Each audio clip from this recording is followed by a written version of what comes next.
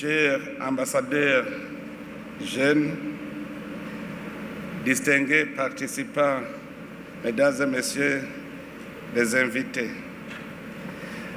rendons grâce à Dieu le Tout-Puissant, dont la bienveillance et la protection nous accompagnent tous les jours, qu'à lui seul revienne toute la gloire, tout honneur et toute la reconnaissance aujourd'hui et pour toujours.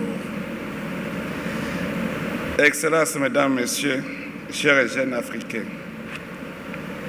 c'est avec un profond respect et un sincère plaisir que nous vous accueillons en cette journée du 10 août 2026 consacrée à l'ouverture des travaux de la 5e édition du dialogue continental sur l'agenda jeunesse, paix et sécurité en Afrique, étendue cette année à l'agenda femmes, paix et sécurité.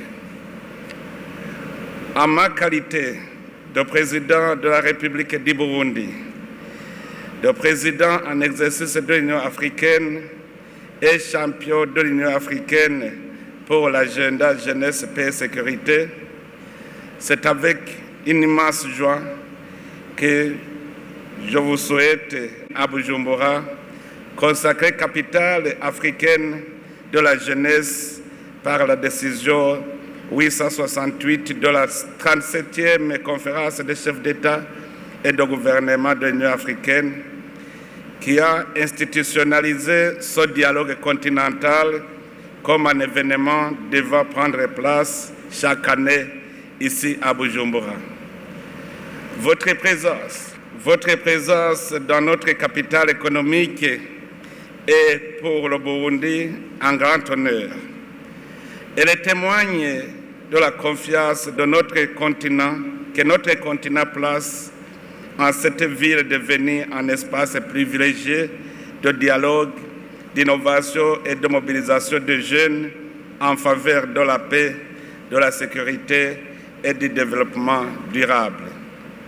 Que votre séjour à Bujumbura vous permette non seulement de mener des échanges fructueux, mais aussi de découvrir l'hospitalité légendaire du peuple burundais, ainsi que les richesses naturelles et culturelles de notre pays au cœur de l'Afrique. Excellences, mesdames, messieurs, nous nous réunissons aujourd'hui autour du thème « Eau, paix et leadership inclusif en Afrique », institutionnalisation du rôle stratégique des jeunes et des femmes dans la prévention des conflits, la gestion des crises et la consolidation durable de la paix grâce à une gouvernance responsable des ressources. Ce thème, combien important, illustre l'importance accordée à ces enjeux cruciaux qui sont eau, paix et leadership. Sur cela, comme je n'aurai pas les deux pieds lors des travaux thématiques, permettez-moi de vous partager ma réflexion sur chacun de ces sous-thèmes. Premièrement, des enjeux autour de l'eau. Excellences, mesdames, messieurs, notre union a placé l'année 2026 sous le thème « Assurer la disponibilité durable de l'eau et des systèmes d'assainissement sûrs pour atteindre les objectifs de l'agenda 2063 ». Ce thème, qui est le premier pilier stratégique de notre mandature à la présidence de l'Union africaine, reflète une réalité quotidienne pour des millions d'Africains. Plus de 400 millions n'ont pas accès à une eau potable sûre et près de 700 millions sont privés de services d'assainissement. Les plus touchés sont les enfants, femmes et populations rurales. On envoie un enfant puiser de l'eau à des kilomètres, rentrant fatigué et frustré. Quelquefois même, les parents obligent leurs enfants à aller puiser de l'eau avant de se rendre à l'école. Une femme, là-haut sur l'épaule, quitte son champ avec un pot rempli d'eau sur la tête pour s'empêcher de retourner à la fontaine, là en bas de la montagne. Tout cela est un fardeau porté par la jeunesse et les femmes au quotidien. C'est pour cette raison que dans notre programme du Burundi, pays émergent, nous avons décidé de tout faire pour que la fontaine qui est plus éloignée possible sera à 15 minutes aller et retour pour alléger son poids pour les jeunes et les femmes dû à l'éloignement des fontaines d'eau potable. En plus, à l'échelle globale, l'eau tend à être une source de conflit entre les États, ce qui constitue une menace pour la sécurité des citoyens. Ainsi, notre objectif est de promouvoir une gestion durable et inclusive de l'eau, de renforcer la coopération pour une gouvernance solidaire des bassins, de mobiliser des investissements publics, privés et mixtes et d'encourager l'innovation écologique. Notre rôle est de sensibiliser tous les intervenants à impliquer les communautés locales et les groupes particuliers, dont les femmes et les jeunes, qui représentent une grande majorité de la population africaine, afin de transformer l'accès à l'eau en un levier de santé, de paix et de prospérité. Ce thème d'aujourd'hui, donc, reflète une conviction profonde. La paix durable en Afrique ne peut être instaurée sans une gestion responsable et équitable de nos ressources, en particulier l'eau, qui constitue une source de vie et de développement, mais aussi une source de tension lorsque sa gestion est inadéquate. En effet, l'eau est une ressource vitale au cœur des dynamiques géopolitiques, socio-économiques et environnementales de notre siècle. En raison de sa rareté croissante, de sa mauvaise gestion ou de sa répartition inégale, elle est devenue un vecteur de tension et d'affrontement. Des tensions transfrontalières liées au partage des bassins hydrographiques, comme c'est le cas dans le bassin du Nil, qui avait surgi entre l'Éthiopie, le Soudan et l'Égypte autour du barrage de la Renaissance. C'est aussi le cas des conflits intersectoriels liés aux compétitions accrues entre les besoins agricoles, dans l'irrigation, industrielle, énergétique et domestique. La question de la gestion des eaux ne concerne pas seulement les États. Elle s'étend aussi aux tensions entre communautés, des affrontements fréquents observés entre les agriculteurs sédentaires et les éleveurs transhumants autour de l'accès aux points d'eau et au pâturage, notamment dans le Sahel. Des facteurs aggravants sont aussi nombreux et on peut citer notamment le changement climatique qui se manifeste par des sécheresses prolongées, imprévisibilité des pluies et désertification. La pression démographique et urbanisation rapide entraînent l'augmentation continue de la demande globale de l'eau.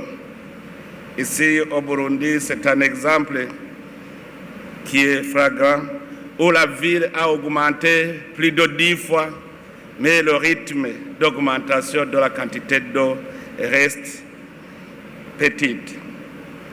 La pollution et la dégradation des écosystèmes qui entraînent aussi la réduction de la quantité d'eau potable, exploitable, disponible, etc. Dans notre face, l'accès sécurisé et équitable à l'eau constitue un pilier fondamental du développement durable, notamment dans le développement humain et santé publique.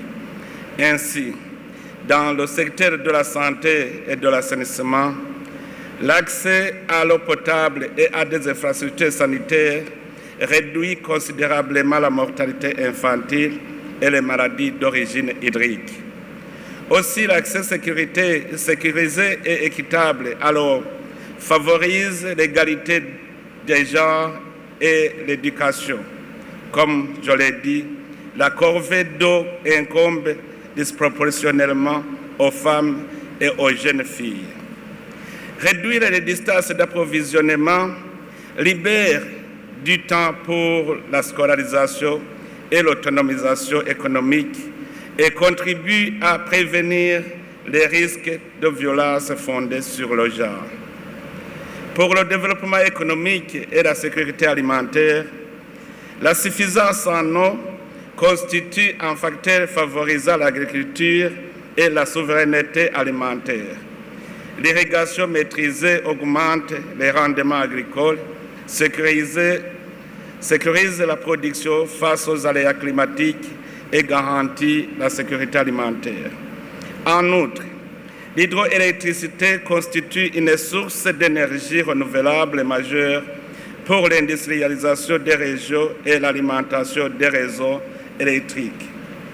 En peu de mots, l'eau est un facteur de vie dans nos sociétés et si elle est mal gérée, elle risque de devenir un vecteur de conflit entre les communautés et entre les États.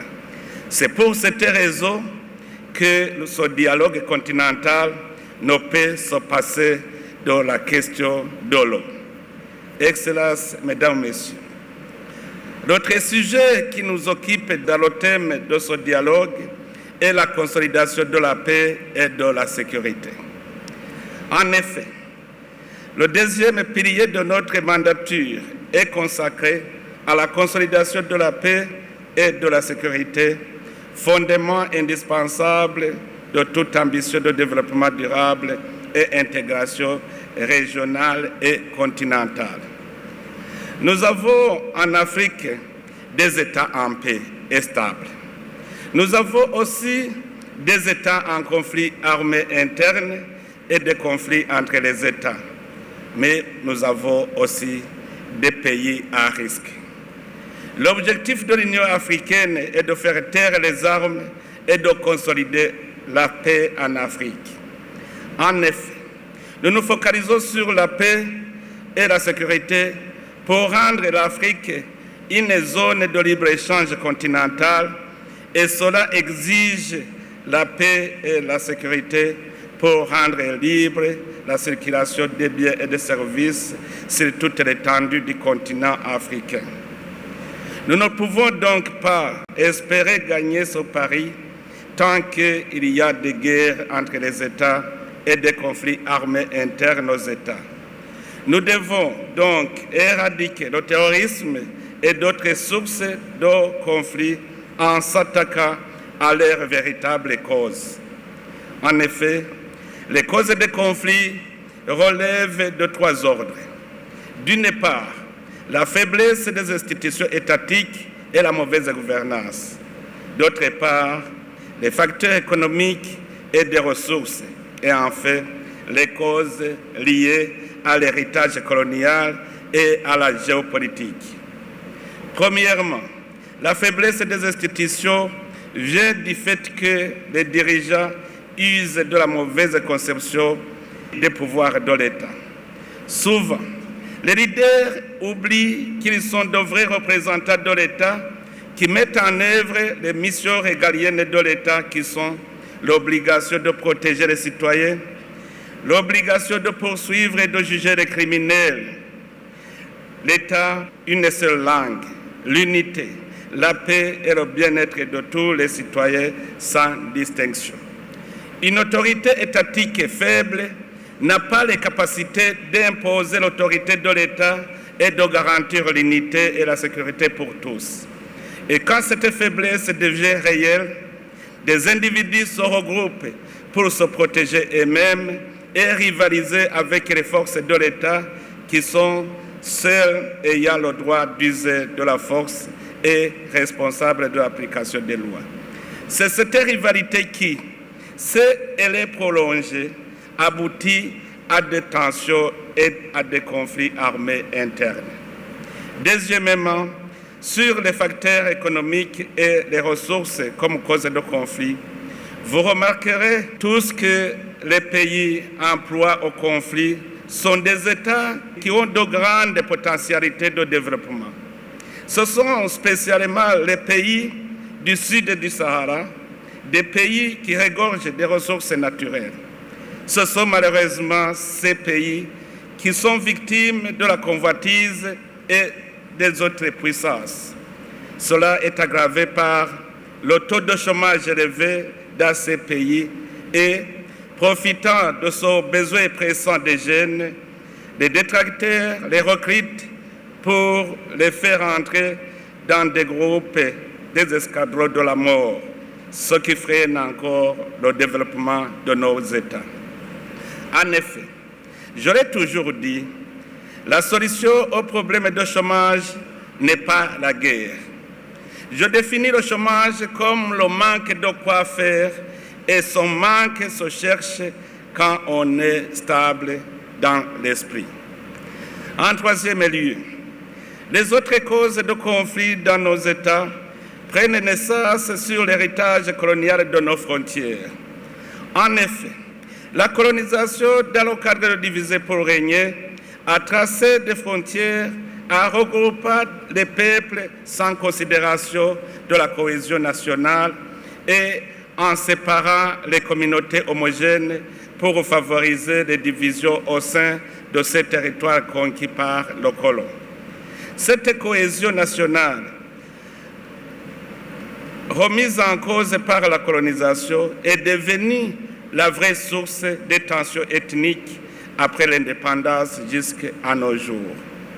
Excellences, Mesdames, Messieurs, chers et jeunes Africains, ayant appris les causes réelles des conflits chez nous en Afrique, nous avons le devoir de les prévenir là où les États sont encore stables et les arrêter là où ces conflits sévissent. L'Union africaine a déjà instauré l'initiative Faire taire les armes, une initiative que le Burundi soutient fermement.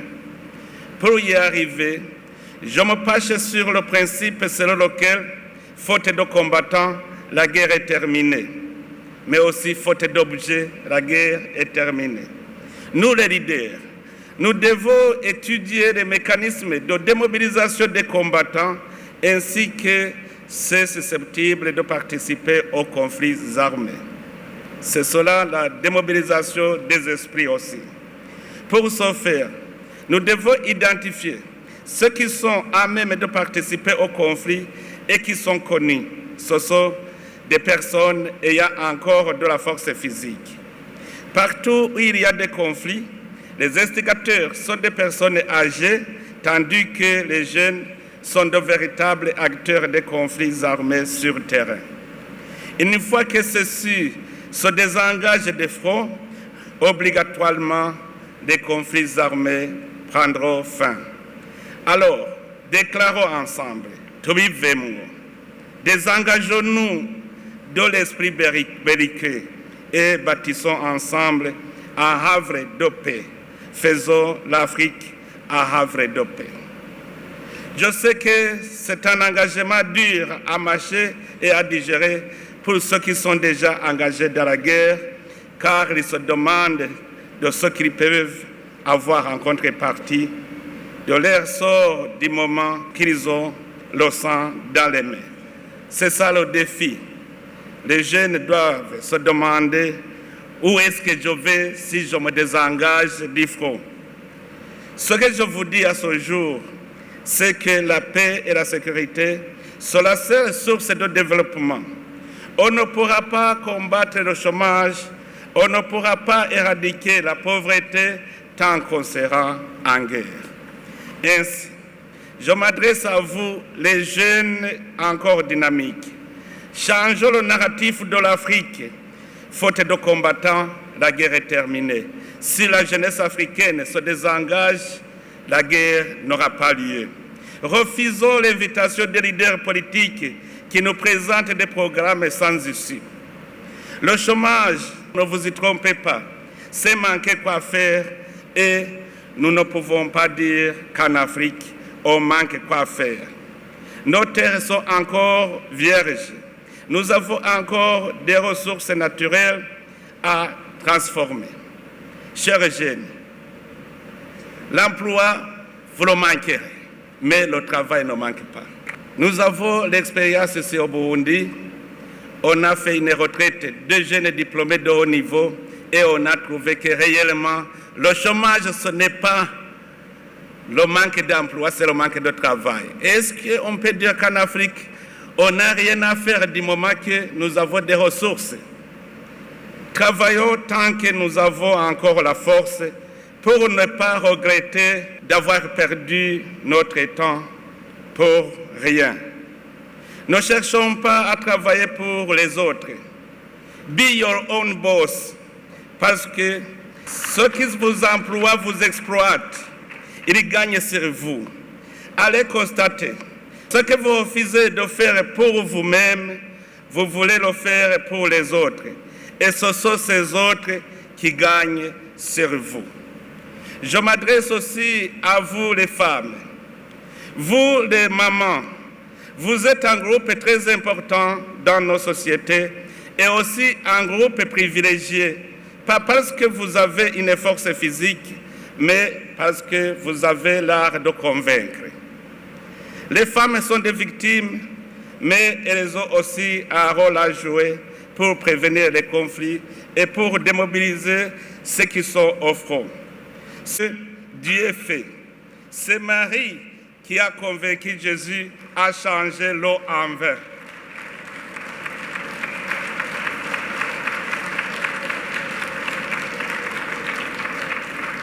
Vous les femmes, vous êtes des mamans qui avez l'habileté de conseiller et de convaincre les hommes et les enfants parce que c'est vous qui sentez les douleurs des conflits armés comme vous sentez les douleurs de l'enfantement.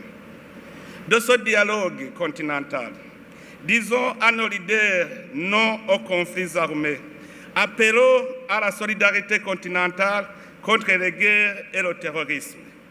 Engageons-nous à créer nous-mêmes l'emploi, car Dieu nous a créés pour travailler et la matière première est encore là, elle nous attend. Au lieu de nous regarder comme des ennemis, affirmons ensemble que notre ennemi commun est la pauvreté et coalisons-nous contre elle. Excellences, Mesdames, Messieurs, chers leaders politiques, l'expérience que nous avons sur notre continent montre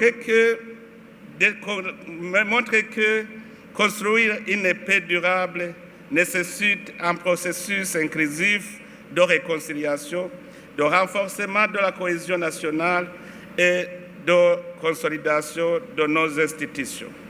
Cela repose aussi sur la promotion d'une gouvernance qui implique tout le monde, d'une justice sociale pour tous, de la lutte contre l'impunité et du développement économique intégral.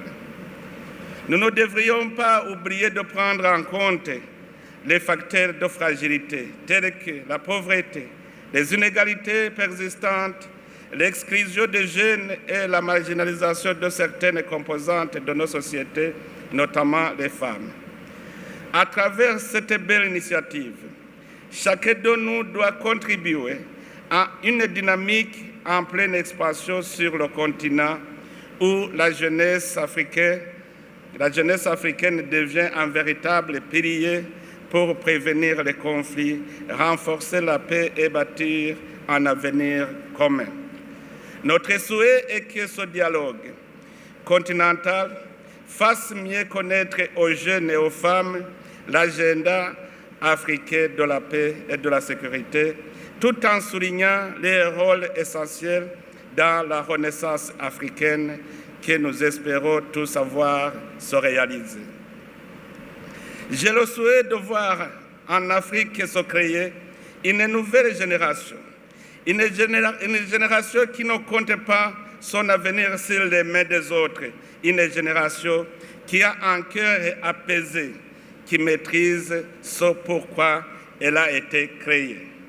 L'engagement de jeunes et de femmes est un élément vital pour relever les divers défis et pour bâtir un avenir plus durable pour notre continent.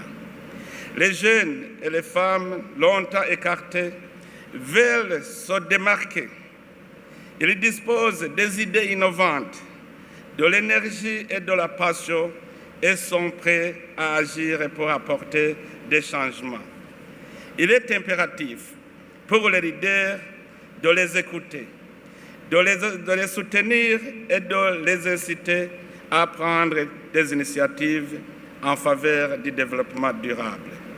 C'est ce que le Burundi a fait à travers le programme d'autonomisation économique et de création d'emplois pour les jeunes et la création de la banque d'investissement pour les jeunes et la banque d'investissement pour les femmes. J'ai demandé aussi au service habilité d'étudier la possibilité de création d'un programme d'autonomisation économique des femmes. Nous espérons que bientôt le souhait se réalisera. Mais aussi dans ce cadre, c'est aussi dans ce cadre que des efforts visant à promouvoir la paix et la sécurité en Afrique, en particulier l'intégration de la contribution des jeunes et des femmes, ont été entrepris par l'Union africaine. En effet, plusieurs initiatives telles que l'adoption par l'Union africaine de l'agenda jeunesse, paix et sécurité visent à promouvoir l'autonomisation et l'engagement des jeunes dans les efforts de paix, de sécurité et de gouvernance à travers le continent. L'adoption de la résolution 2250 sur les jeunes, la paix et la sécurité par le Conseil de sécurité des Nations Unies en 2015 a consacré l'inclusion des jeunes dans la construction de leur propre avenir en les invitant à prendre part à la création des solutions pacifiques dans les régions touchées par les violences et les conflits armés.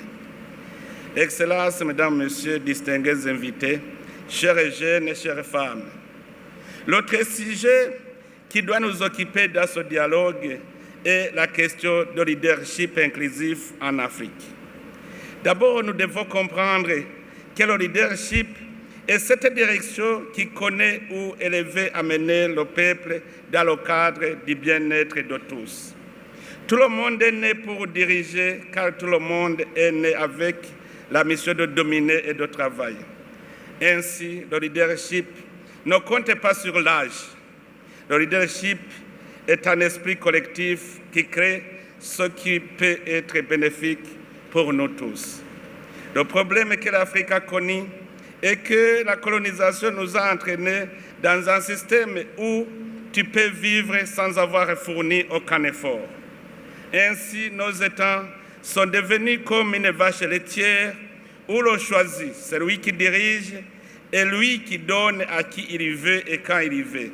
C'est cela le début des conflits, car chacun qui se sent capable d'avoir une majorité court pour gérer ce que l'État a comme patrimoine, non pour l'intérêt général, mais pour intéresser un groupe de gens.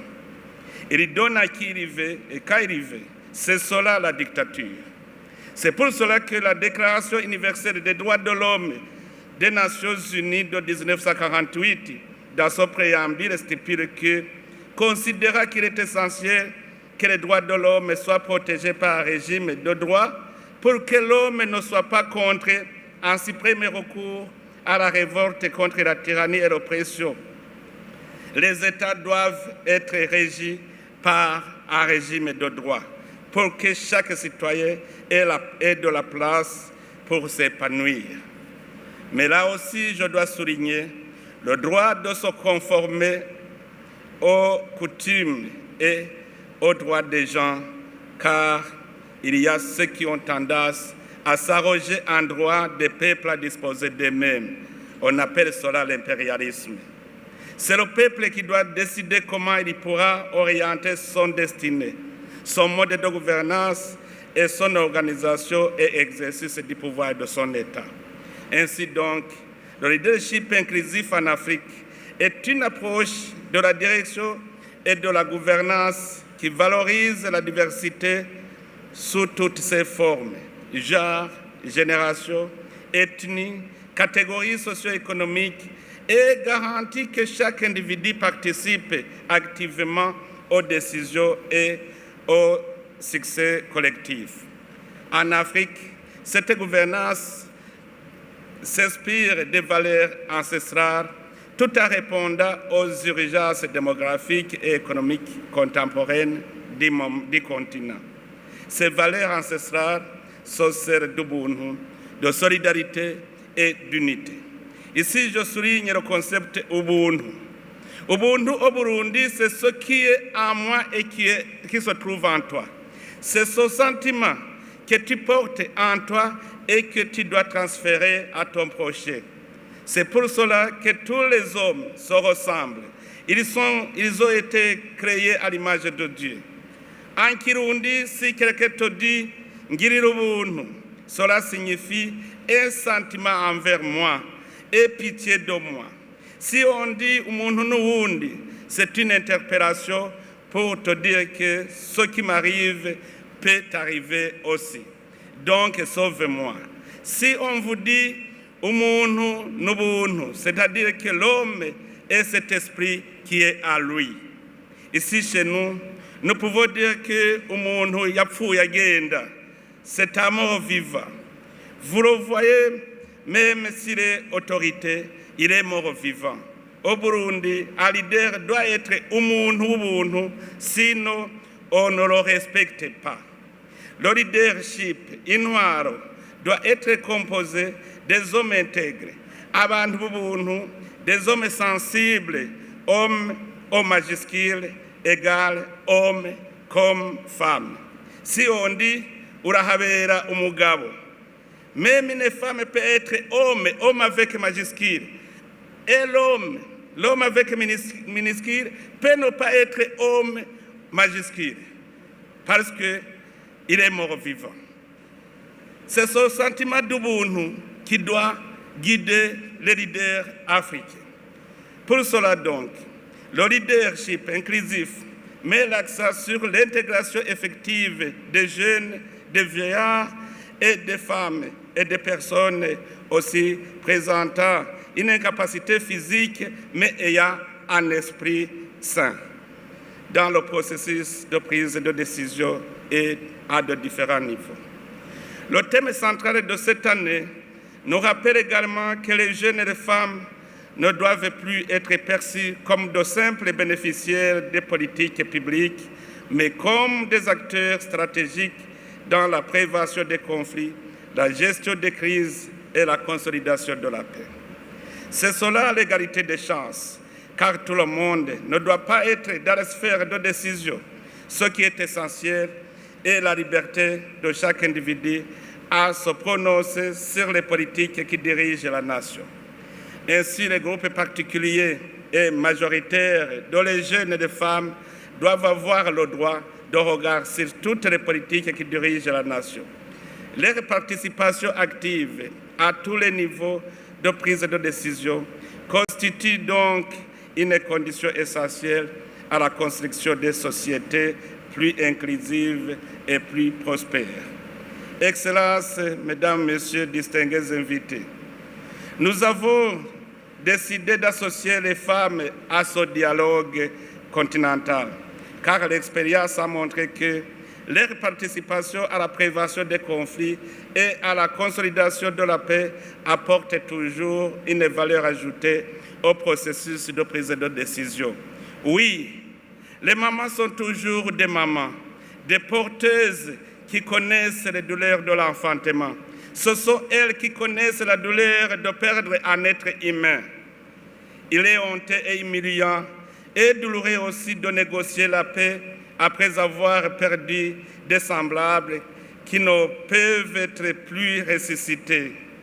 Ce sont les mamans qui en sentent la douleur. Voilà la raison d'avoir associé les jeunes et les femmes. C'est ainsi que le dialogue continental de cette année est structuré de manière complémentaire à l'agenda Femmes, Paix et Sécurité. Il s'agit d'un rendez-vous que nous souhaitons résolument intergénérationnel, encouragea des échanges ouverts et constructifs entre les jeunes et les femmes, les décideurs politiques, les institutions continentales, la société civile, le monde académique et le secteur privé, dans le but de renforcer la compréhension mutuelle, de valoriser les expériences africaines et de formuler des recommandations opérationnelles en harmonie avec les réalités du terrain. L'Union africaine a fait des femmes une priorité de l'agenda 2063, l'Afrique que nous voulons. Voici certains instruments juridiques et engagements majeurs déjà entrepris.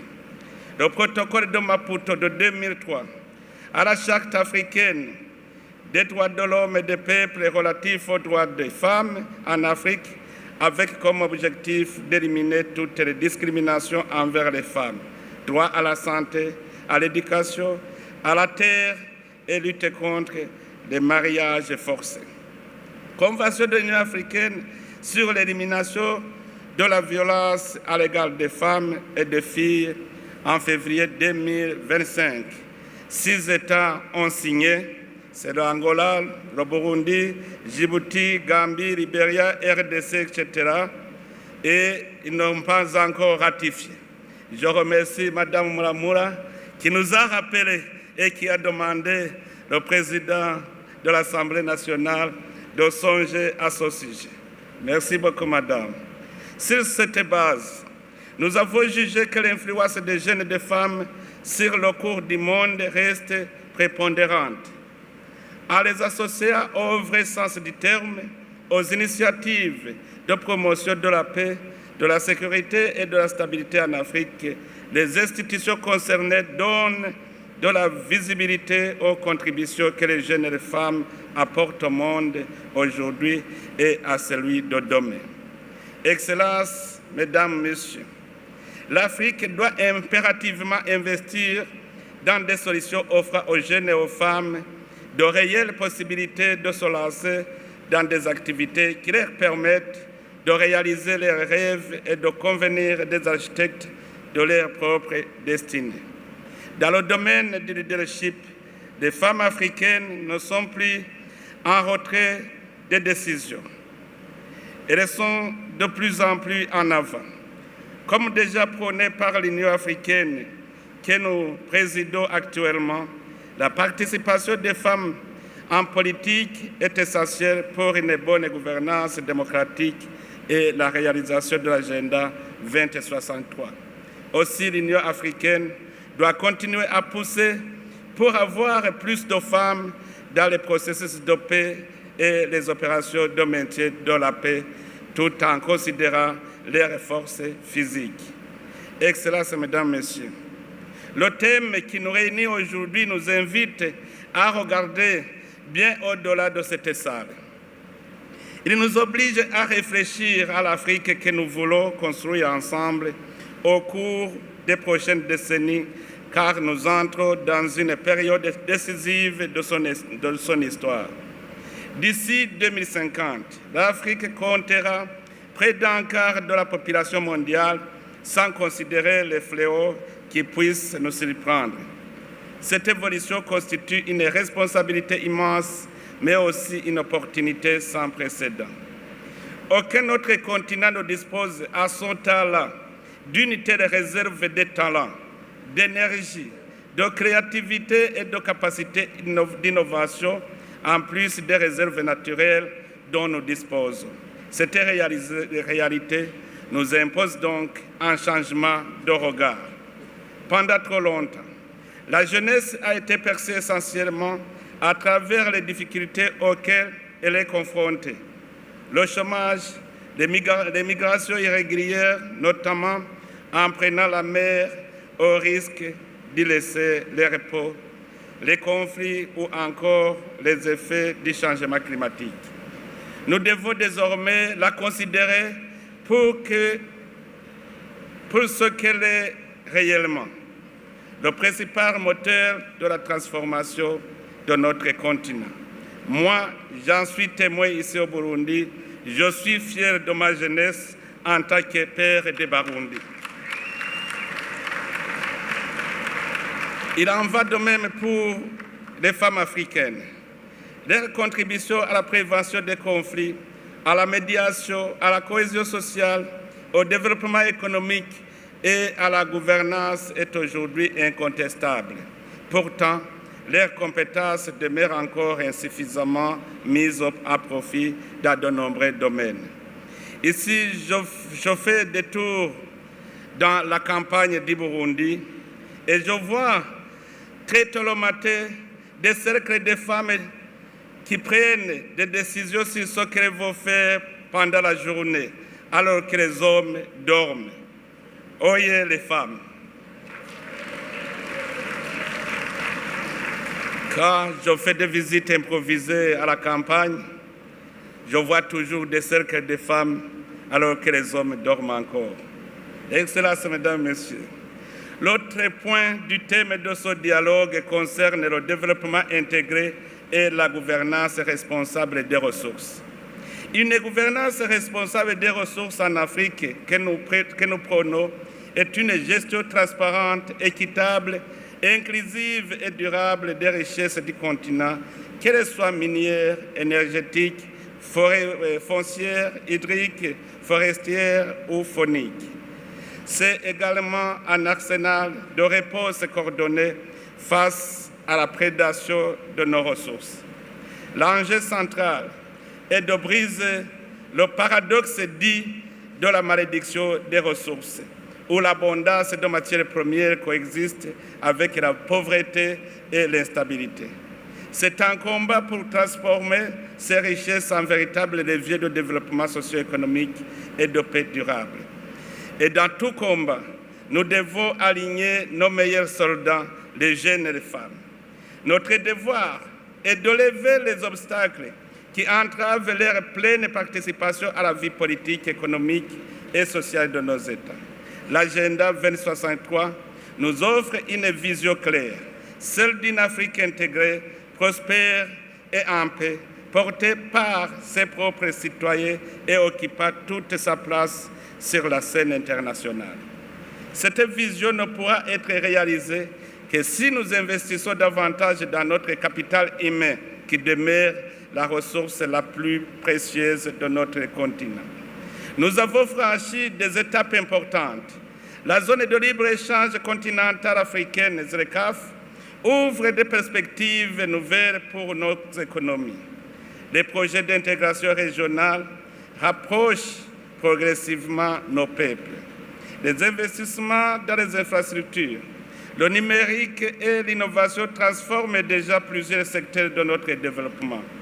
Les initiatives continentales en faveur de la jeunesse témoignent également de notre volonté commune de préparer une nouvelle génération de leaders africains.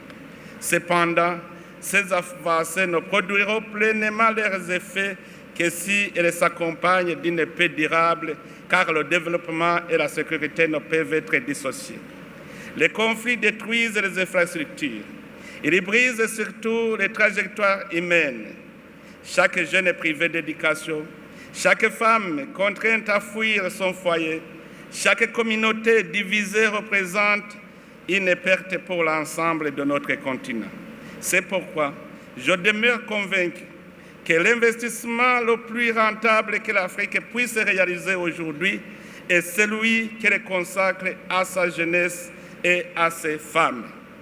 C'est dans cet esprit que j'ai souhaité donner à cette 5e édition du dialogue continental une dimension nouvelle, à y associer non seulement les jeunes, mais également les femmes et les autres générations, car la paix ne se construit pas ni en vase clos, ni dans une logique de succession entre les générations. Elle se bâtit dans le dialogue, l'écoute mutuelle et la transmission des expériences. Il nous appartient donc aujourd'hui de porter un regard lucide sur le chemin parcouru, d'évaluer avec objectivité des progrès accomplis dans la mise en œuvre de nos engagements, de tirer les enseignements des défis auxquels nous demeurons confrontés et identifier les voies les plus prometteuses pour l'avenir.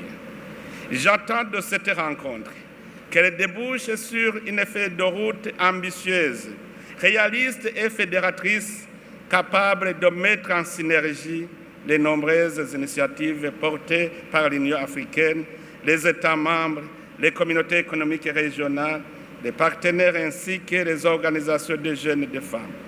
Notre ambition commune doit être de transformer ces initiatives en un mouvement continental cohérent, porteur de résultats concrets et durables au service de la paix, de la sécurité et du développement de notre continent. Excellences, Mesdames, Messieurs, le dernier point à aborder dans ce dialogue est l'éducation, l'innovation et la technologie.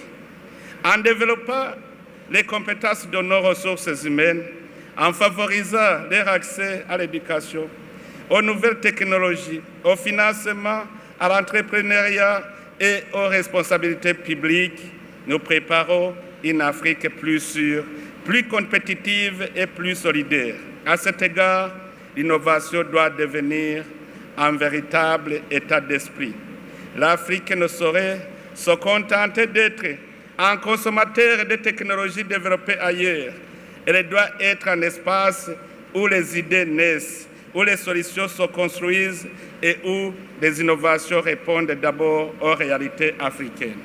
Nous sommes rassurés, nos universités, nos centres de recherche, nos entrepreneurs et nos créateurs disposent d'un potentiel nécessaire pour relever ce défi et nous devons ressusciter les consciences de nos jeunes et leur offrir un environnement favorable.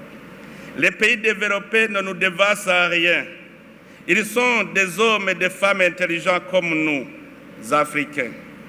Ils n'ont pas de ressources que nous n'avons pas. Nous sommes alors capables de nous réformer pour être développés comme eux. Il suffit d'avoir la volonté, car ce que nous cherchons chez eux se trouve ici chez nous. Notre ambition collective doit également être de faire de nos ressources naturelles un facteur d'unité plutôt de division. L'eau, qui est au cœur du thème de cette édition, en est une parfaite illustration. Lorsqu'elle est gouvernée avec sagesse, équité et responsabilité, elle nourrit les populations, soutient l'économie, renforce la coopération entre les États et consolide la paix. Elle nous rappelle que les ressources que Dieu a confiées à notre continent doivent servir le bien commun et les générations futures. Je suis persuadé que l'Afrique dispose aujourd'hui de tous les atouts nécessaires pour écrire une nouvelle page de son histoire. Cette page sera celle d'un continent qui choisit l'intégration plutôt que le repli, le dialogue plutôt que la confrontation, l'innovation plutôt que l'immobilisme et la paix plutôt que la violence. En donnant toute leur place aux jeunes et aux femmes dans cette ambition commune, nous ne répondons pas seulement à une exigence de justice. Nous faisons le choix de l'efficacité et de la stabilité du progrès. C'est ainsi que nous réaliserons pleinement la vision de l'agenda 2063 et que nous construirons ensemble l'Afrique prospère, intégrée et pacifique à laquelle aspirent nos peuples.